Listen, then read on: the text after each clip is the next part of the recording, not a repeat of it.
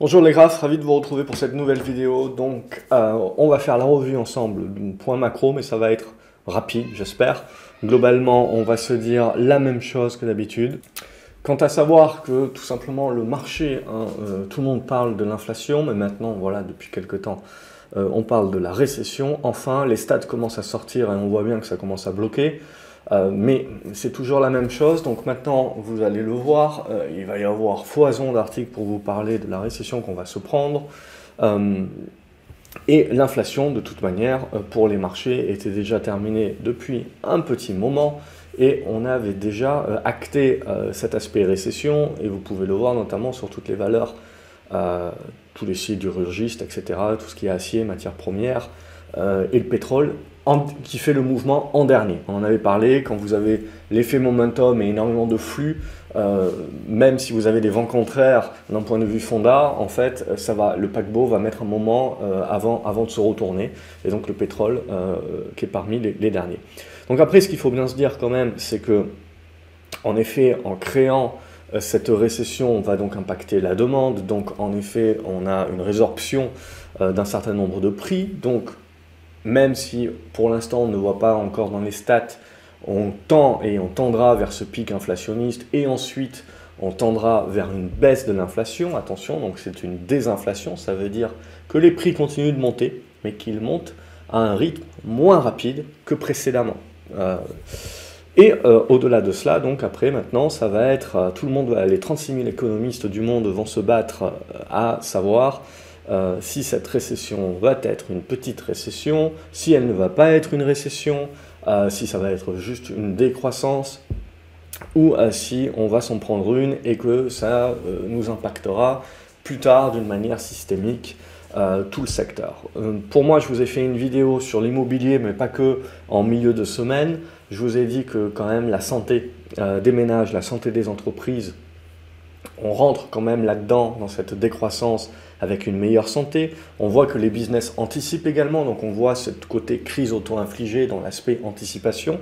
Donc on va y avoir droit. Mais si rien de neuf, globalement, si on regarde nos métaux, si on regarde les valeurs cycliques, on a acté de toute façon ces retournements à la baisse déjà depuis un moment. Et je dirais que maintenant que c'est en train de faire consensus, eh ben c'est là où vous avez l'accélération. Mais la tendance, le retournement à la baisse des tendances, c'est déjà fait, lui, depuis de nombreuses semaines. Et en fait, quand en fait, ça devient un consensus, c'est l'effet momentum, donc vous avez le surplus de volume, et c'est ça qui vous crée l'effet boule de neige. Et le côté justement, oh mon Dieu, on va tous mourir. Mais voilà, l'avantage également de regarder un petit peu ces graphiques, c'est que ça nous permet très souvent d'anticiper ce que le marché est en train de jouer. Je n'invente rien quand je vous fais un certain nombre de vidéos et que je vous parle notamment en février ou en mars, quand tout le monde parle de l'inflation et quand je commence déjà à vous parler que le vrai problème, ça sera la question de la croissance. J'invente rien, c'est derrière les graphiques qui vous indiquent un petit peu que déjà, je ne suis pas le seul à le penser, que petit à petit, le marché est en train de l'acter. Et une fois que vous avez les mouvements comme ça en mode couteau qui tombe, c'est consensus. Donc du coup, une fois qu'on a ça, l'idée c'est de se dire, ok, quel est le coup d'après ? Parce que là, l'idée, c'est qu'on sait très bien qu'au niveau des statistiques économiques, on sait très bien que les banques centrales réagissent, donc du coup toujours en retard, puisqu'ils attendent d'avoir des stats qui vont leur prouver, et puis ils attendent en règle générale 2-3 mois d'avoir des stats de dégradation pour éviter de tirer au moindre coup. Donc on sait très bien qu'en juillet, on va se prendre une augmentation des taux, 0,5, 0,75. Globalement, comme on voit que l'économie commence déjà à être impactée, pour moi, ça sera du 0,5. Donc après, il faudra voir ce que le marché anticipe, et comme d'habitude, on va bouger en fonction, non pas du 0,5 ou du 0,75, mais de est-ce que le marché avait anticipé les 0,75 et on fait que 0,5, et donc du coup c'est une bonne nouvelle, ou est-ce que le marché avait anticipé 0,5 et on fait 0,75, et donc du coup on se dit la Fed va nous cracher l'économie. Toujours la même chose, toujours la faute de la Fed ou des banques centrales. Comme je vous le répète, pour moi, c'est avant tout, dorénavant, la faute des États qui continuent leur interventionnisme. On le voit, le pouvoir d'achat, le truc, le machin. Bref, on continue de repousser justement cette résorption de l'inflation avec tout un tas d'aides. Et évidemment, le risque, c'est qu'à force de repousser, les gens commencent à vouloir éventuellement demander des augmentations de salaire. Du coup, les entreprises ont trouvé un petit peu la manœuvre, c'est qu'on anticipe un petit peu sur la récession à venir et on commence à geler les recrutements, geler les salaires et on commence à virer peut-être quelques gens et on commence à expliquer que voilà, on va faire attention. Donc du coup, on est dans ce melting pot où pour moi l'inflation est transitoire, c'est juste que pour une raison ou une autre, les gens n'ont pas compris que transitoire ça ne voulait pas dire court terme. Et de toute façon on avait été repoussé, la guerre, etc. Et donc on continue sur ce petit bonhomme de chemin. Évidemment, tous les grands journaux vous parlent actuellement qu'on a connu les 6 mois de l'année les pires depuis, je ne sais plus, les années 70 ou peut-être le CAC 40, ça doit être moins que ça doit être surtout le cas pour le S&P, etc. Mais ce qu'on oublie souvent, c'est de se dire, ok, mais de là où on vient. Parce qu'avant de connaître les 6 mois les pires des 30 dernières années, on a quand même connu les 2 années les mieux, très certainement, depuis je ne sais pas combien de temps, je ne vais pas vérifier, mais depuis certainement dans les années 90 aussi, fin des années 90, certainement, à la dernière bulle Internet. Donc, ok, donc ce qu'il faut se dire, c'est que certes, on a pris une bonne baffe, mais si on regarde un petit peu de là où on vient, globalement, on n'a même pas retracé aujourd'hui, peu ou prou, à peu près, un peu moins que la moitié de la hausse Covid. Donc voilà, il faut relativiser un petit peu et toujours regarder un petit peu de là où on vient. Pas seulement le point haut, mais le point bas également précédent du précédent cycle. Donc une fois qu'on a dit ça, globalement pour moi, le marché a tout acté.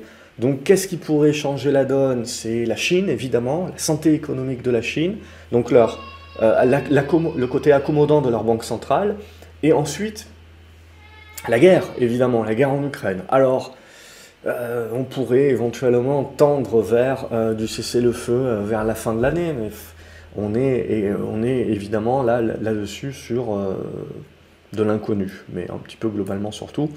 Donc voilà un petit peu où on en est. Il va falloir encore quelques mois. Pour moi, la Fed va remonter ses taux de toute manière en juillet, et ce sera du 0,5 éventuellement. Ce qui va vraiment nous importer maintenant, c'est les entreprises, c'est-à-dire dans cette dégradation macroéconomique, dans cette inflation, dans ce monde où le client se serre la ceinture parce que dorénavant, il n'a plus son épargne Covid, il n'a plus cette capacité, tout a augmenté, donc il ne retrouve plus cet effet richesse qu'il pouvait avoir suite au confinement, et donc il fait attention. Et donc on a des dépenses qui ne se font plus, des alternatives, on va chez le hard discount, etc. Donc on a des changements structurels qui vont se faire. Donc on a le prix des patates qui va se faire sur les résultats de ce trimestre-là et du semestre, entre justement les entreprises qui ont réellement un vrai pricing power, et pas juste un faux pricing power comme on avait l'année dernière, où comme les gens avaient énormément d'argent, et ben même les entreprises qui n'ont pas réellement un vrai pricing power étaient dans la capacité d'augmenter leur prix et de voir leur chiffre d'affaires augmenter ou se stabiliser, ou en tout cas de ne pas être impacté par la hausse de l'inflation justement sur leur production. Là maintenant, c'est plus la même chose. Bon, d'une part, ce que l'on voit, c'est que cette hausse sur les coûts de production, il y a une désinflation également qui va se faire là-dessus, mais entre-temps, il y a un effet ciseau, c'est-à-dire qu'on augmente les prix et on s'attend évidemment à ce qu'il y ait un impact sur les chiffres d'affaires, non seulement parce qu'il y a cette augmentation de prix, mais également parce qu'on a des opérateurs économiques qui vont faire beaucoup plus attention. Donc il va falloir faire le tri des patates. Alors ça sera évidemment pour moi plus intéressant de regarder surtout les discours des PDG, parce que globalement les résultats ne devraient pas être mauvais. La difficulté qu'on va avoir, c'est que les analystes, très peu, ont commencé à revoir leurs objectifs à la baisse. Donc on risque d'avoir quand même, par rapport au consensus, qui est très positif, des mauvaises surprises. Après, la question c'est toujours la même chose, c'est est-ce que le marché l'a anticipé ? Ou est-ce que le marché ne l'a pas anticipé, ou auquel cas on va avoir des décalages. Donc pour moi c'est là où ça va être le plus important. Ce qui va être important également, c'est que petit à petit, on va se dire que d'ici septembre, très certainement, la Fed aura grillé un petit peu sa marge de manœuvre, et on sera d'ores et déjà dans des statistiques économiques qui prouvent que l'économie faiblit quand même pas mal, et donc du coup ils vont adopter un discours certainement plus dovish, ou en tout cas de temporisation. Ils vont commencer, pas à nous expliquer qu'ils vont rebaisser les taux, mais à nous expliquer qu'ils ne vont pas aller au bout de ce qu'ils voulaient augmenter d'ici la fin de l'année, par exemple, et qu'ils vont commencer éventuellement à stagner. C'est ce qui pourrait éventuellement donner un petit peu plus de baume au cœur aux valeurs technologiques qui restent dans des tendances baissières, indéniablement, mais on sent que voilà, on a des rebonds pour l'instant, des rebonds techniques au prorata, mais qui ne remettent pas en cause les tendances baissières, et ça mettra très longtemps à ce qu'on remette les tendances baissières en cause sur ces valeurs technologiques, hein. Mais on a des mouvements de rebond qui peuvent être quand même très juteux, très intéressants, et donc c'est important de ne pas jeter à la poubelle ces valeurs-là. Donc ça aussi, pour moi, c'est important et c'est quelque chose que je veux regarder. Parce que si on revient un petit peu plus fort pour du rebond un peu plus prolongé sur ces valeurs technologiques, de qualité, hein, on entend bien, ça veut aussi dire que le marché est en train d'anticiper justement une récession, en tout cas une dégradation économique assez forte et pas seulement que lente. Puisque si tout est lent, si l'inflation rebaisse mais lentement, si la croissance baisse mais lentement, ben ça donne des billes aux banques centrales pour continuer justement leur politique. Le marché va se retrouver voilà, en porte-à-faux, c'est-à-dire qu'on risque de zigzaguer pendant plusieurs mois avant d'anticiper la suite. Mais si on a vraiment une dégradation qui s'accélère au niveau de l'économie, ça peut pousser le marché voilà, à entreprendre et à anticiper que les banques centrales limiteront leur plan. Ce qui était déjà le cas hein, sur les rebonds précédents. Mais comme je vous le dis, voilà, c'est important de les prendre comme des rebonds, parce que ce n'est pas d'argent comptant, et en fait on adapte les choses, et on voit très bien que ça prend du temps. Pour l'instant, l'économie, certes, on voit bien qu'elle commence un petit peu à ramer, mais ça reste quand même globalement solide, hein. Je parle surtout aux États-Unis, bien entendu. Donc la Fed, pour moi, n'a pas d'obligation aujourd'hui de changer un petit peu son fusil d'épaule. Donc à ce stade-là, voilà un petit peu où on en est, c'est-à-dire globalement rien de neuf, et on n'a pas de nouvel élément qui permette de chambouler tout ça. Donc on continue pour moi, l'inflation c'était déjà pricé, la récession pour moi on est en train de pricer. Ce qui va être maintenant important pour voir et que le marché va pricer, c'est les résultats des entreprises et surtout écouter les PDG pour les perspectives de fin d'année. Et ce côté peut-être positif, ça serait de se dire, voilà, on aurait donc une baisse de l'inflation, une baisse de la croissance et également une temporisation des banques centrales avec une croissance qui baisse, mais pas drastiquement, ce qui fait potentiellement éviter la récession. Parce que c'est ça qui va être vraiment important, hein, au-delà de dire la récession, truc machin, ok, c'est de combien? De combien on parle, sous combien de temps et pendant quelle durée? Est-ce que c'est une récession qui va être très courte, qui va normaliser l'économie, ce que je crois, ou est-ce que c'est une récession qui se transforme en crise systémique, avec crise de la dette et compagnie? Comme je vous ai dit, j'ai un certain nombre d'éléments pour moi qui me font penser que si on veut être pessimiste, c'est pas pour tout de suite. Éventuellement, dans 2 ou 3 ans, quand on arrive à des fins d'échéance vraiment importantes pour des entreprises et pour des États, très bien, on peut retourner la question en regardant les taux. Mais comme on l'a vu, hein, si on regarde un petit peu les taux, qu'est-ce qui est en train de se passer? Regardez les obligations, le prix des obligations est en train de remonter en flèche. Alors qu'est-ce que ça veut dire? Ça veut pas dire super, all-in sur les valeurs de croissance, c'est reparti pour un tour pour les valoriser to the moon. Non, c'est pas ça que ça veut dire. Là, l'idée, c'est de se dire, quand ça remonte comme ça très fortement, c'est que le marché a peur. Et donc le marché vient se protéger. Et donc il vient acheter des obligations qui sont certes à 3%, enfin moins maintenant, mais qui est donc moins que l'inflation, donc vous êtes en taux réel négatif. Mais là, ce que vous jouez quelque part, c'est la connaissance déjà de votre perte. Donc c'est une perte, ma foi, 2 ou 3% que vous pouvez accepter, mais vous jouez également le décalage. Vous jouez le décalage au niveau des cours. C'est-à-dire que là, le taux à 10 ans, les obliges ont déjà pris ces 3% sur l'espace d'une semaine. Donc, qui kiffe l'un dans l'autre, en fait, c'est de la protection, c'est du hedge. Donc, vous avez énormément de portefeuilles qui préfèrent ne pas investir sur les marchés actions, ou en tout cas limiter leur exposition aujourd'hui, en se disant que ils savent pas trop, on sait pas trop où on est, ça peut zigzaguer pendant pas mal de temps, ou on peut se prendre encore une benne à moins 10%. Et là, du coup, en revenant sur l'obligataire, bon, ma foi, je sais que je ne vais pas gagner, mais je ne vais pas perdre, ou je ne vais pas perdre beaucoup non plus. En tout cas, mon risque, quelque part, est déjà délimité.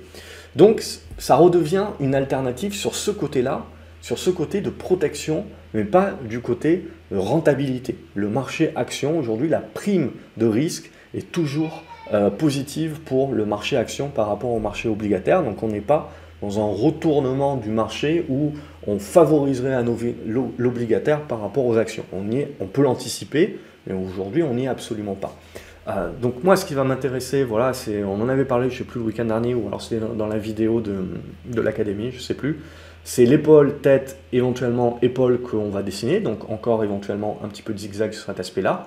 Et si ça casse par le haut à ce moment-là, bah là ça veut dire qu'on fera consensus sur la peur de la récession. Donc du coup je me protège en achetant des obligations. Donc en achetant des obligations, je fais baisser les taux, mais je fais monter le prix de mes obligations.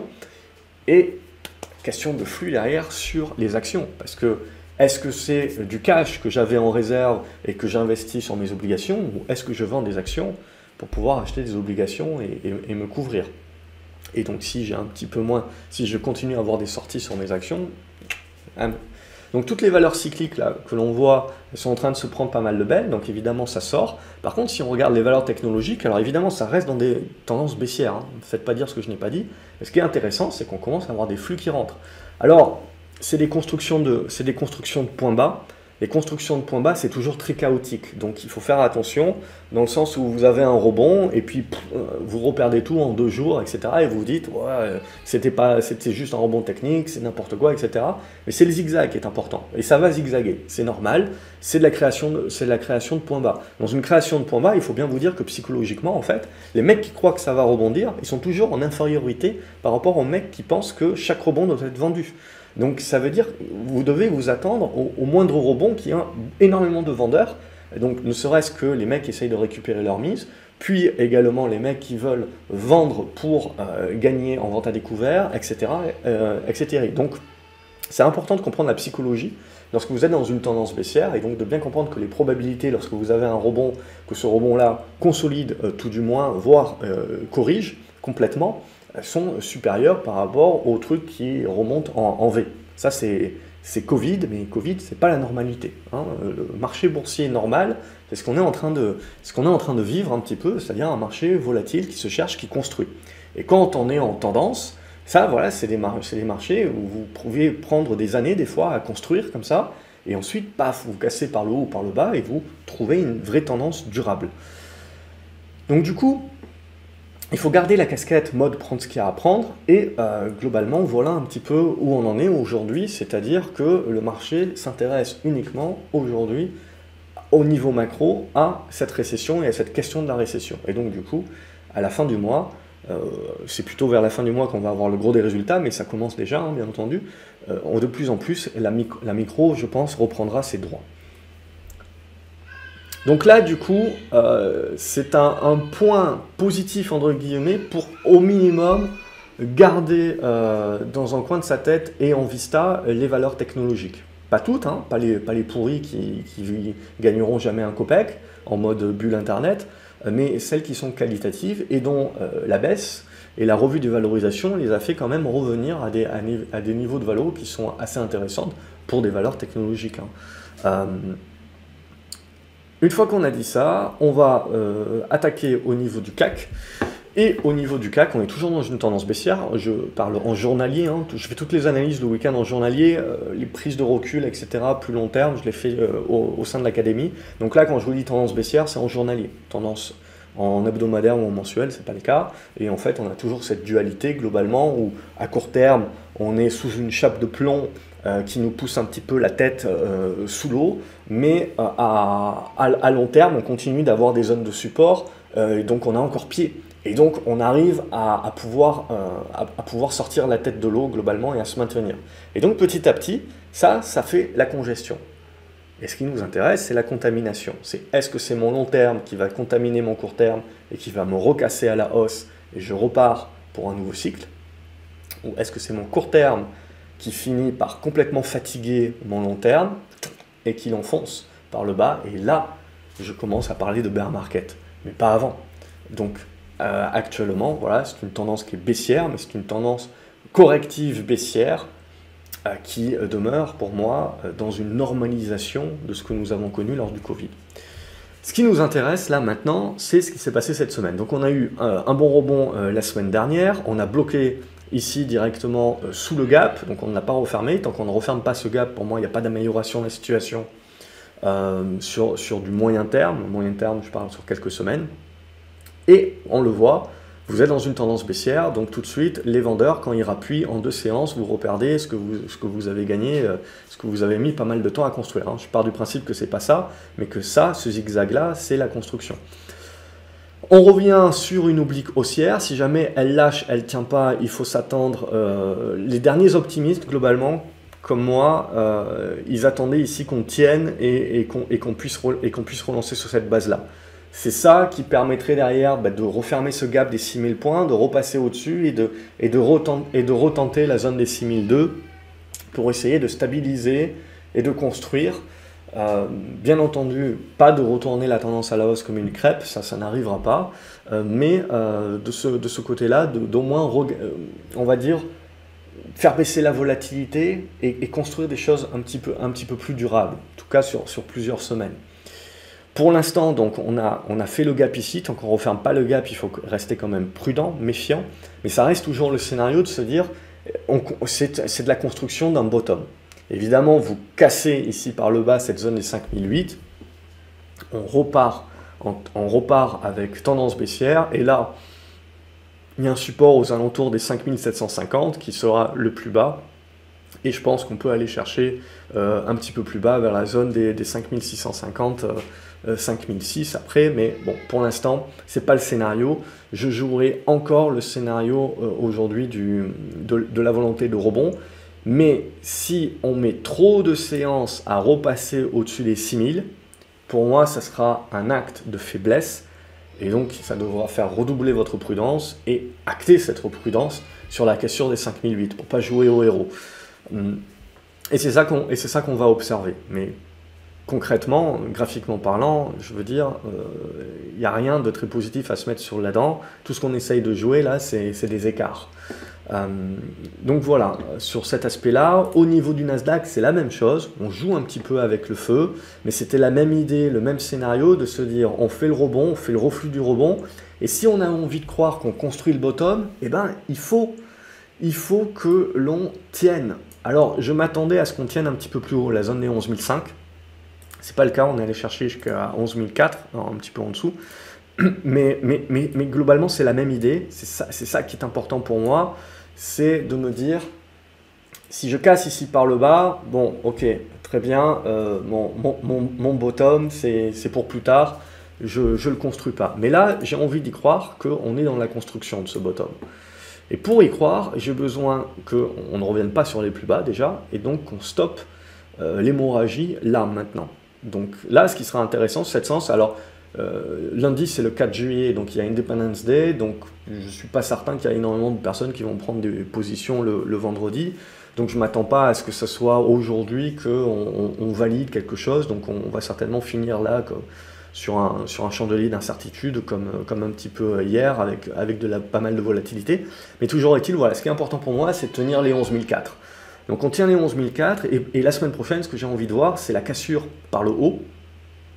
Et là, et la capacité de revenir au-dessus de la moyenne mobile 20, et là elle va s'aplatir, et là on commence à construire quelque chose où on se dit, ouais, on peut en sortir par le haut, et on ne parlera pas de retournement haussier, on parlera juste de rebond prolongé. Et donc pour jouer quelque chose qui va durer un petit peu quelques semaines et qui va nous amener très certainement vers cette période des résultats, le gros des résultats, je parle des GAFAM, puisqu'évidemment aujourd'hui, quand vous regardez le Nasdaq, bah, vous regardez surtout Apple.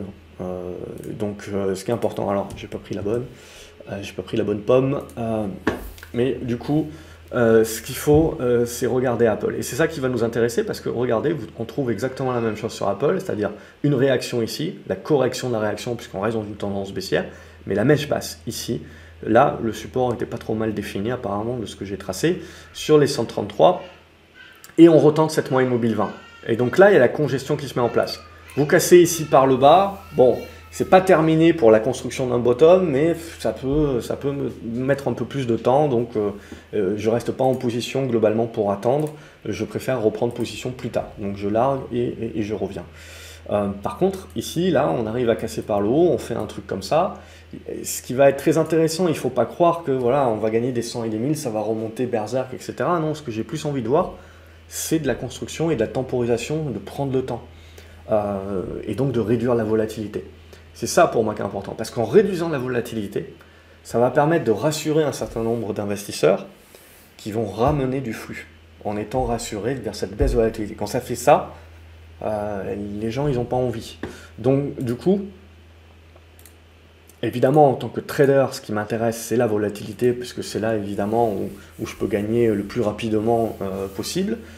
Mais en tant qu'investisseur, c'est-à-dire de construire des tendances qui peuvent durer plus que 2 jours, où je dois être super concentré, super discipliné, parce que si jamais je loupe le bon moment, eh ben, je me fais coincer, eh ben, j'ai besoin qu'on construise des figures pour qu'on construise des tendances qui vont...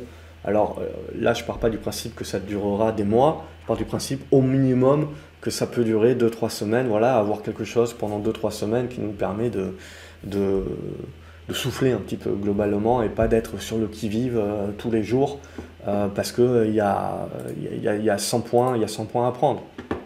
Donc voilà un petit peu pour l'idée. Donc Apple, pour moi, nerf de la guerre, ça sera ça qu'il faudra regarder.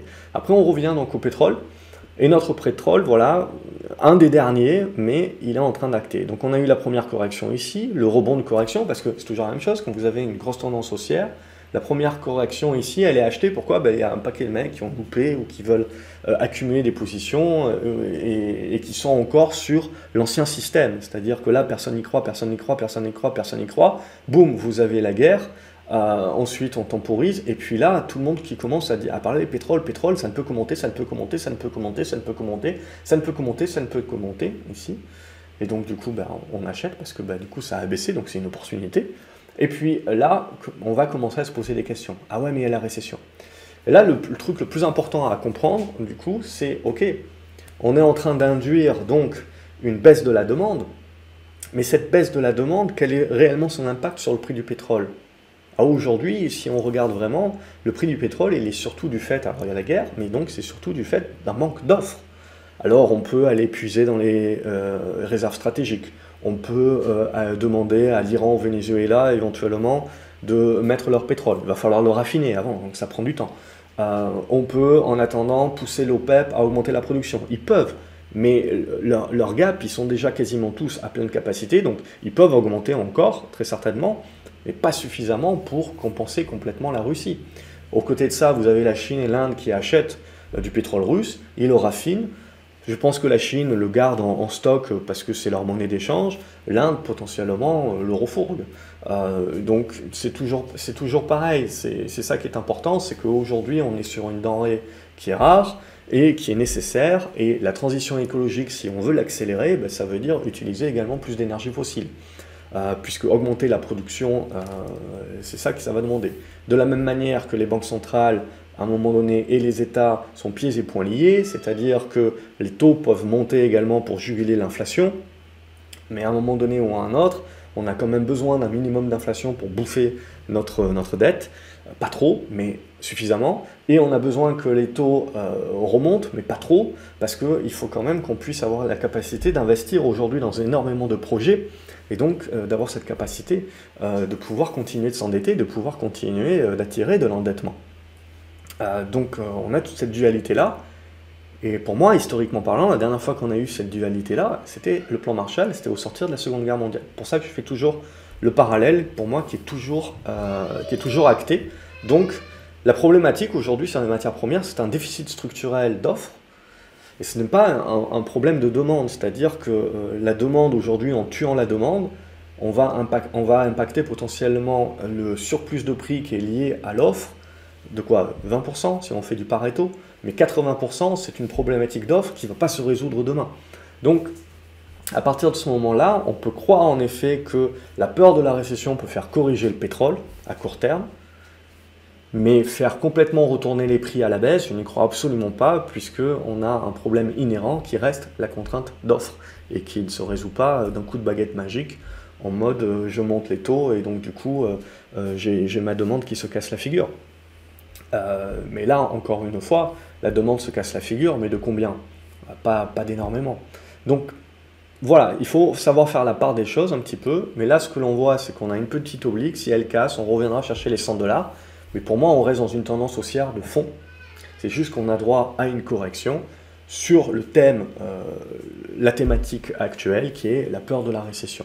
Et après, petit à petit, on va pouvoir dégrossir au fur et à mesure, avec les résultats de société, etc., on va pouvoir dégrossir et se dire, oui, on se tape une décroissance, mais est-ce qu'on se prend une chute libre ou est-ce que c'est un truc qui va baisser au fur et à mesure? Et puis surtout, jusqu'où? Est-ce qu'on se tape vraiment une récession? Alors en Europe peut-être, aux États-Unis peut-être pas. Donc ce qui est pour moi le plus important maintenant, ce qui se passe, c'est la guerre d'échange. Et c'est là-dessus qu'on est c'est là-dessus qu'on est déjà rentré et qu'on continuera de jouer à l'avenir.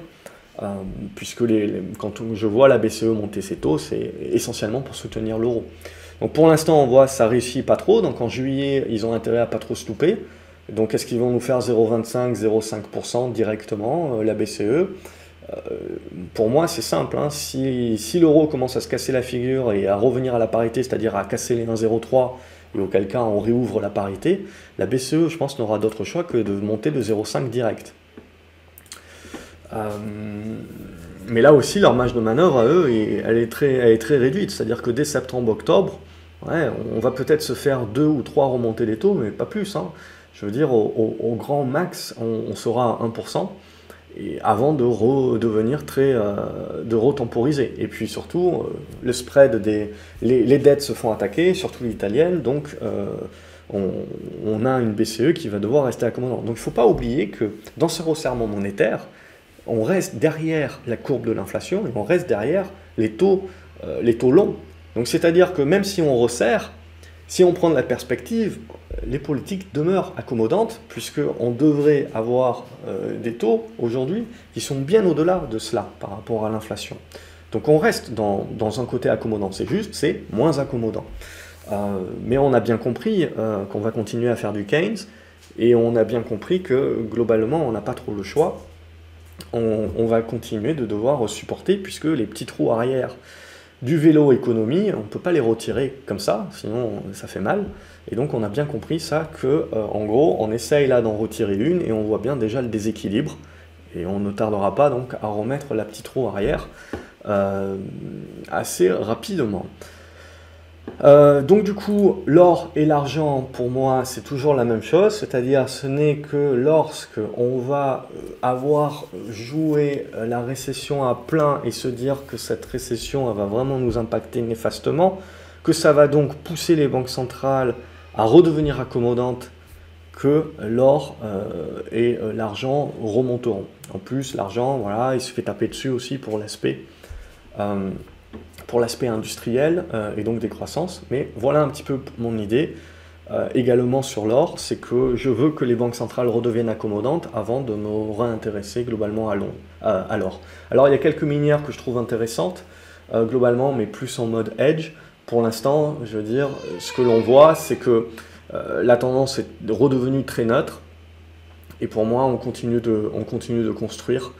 Et il faudra repasser au-dessus, vous voyez, de cette zone des 1860, 1870 pour reprendre une dynamique haussière. Pour l'instant, nous n'y sommes pas. Et sur l'argent, c'est pareil. On continue de dévaler la pente pour l'instant. Donc on va très certainement revenir sur les niveaux Covid, pré-Covid. Donc aux alentours de cette zone des 18 $ et des brouettes. Mais là aussi, on dégrade et il n'y a pas inversion de tendance, je veux dire. Tant que vous ne repassez pas au-dessus des 22 dorénavant, il n'y aura pas grand-chose à se mettre sous la dent.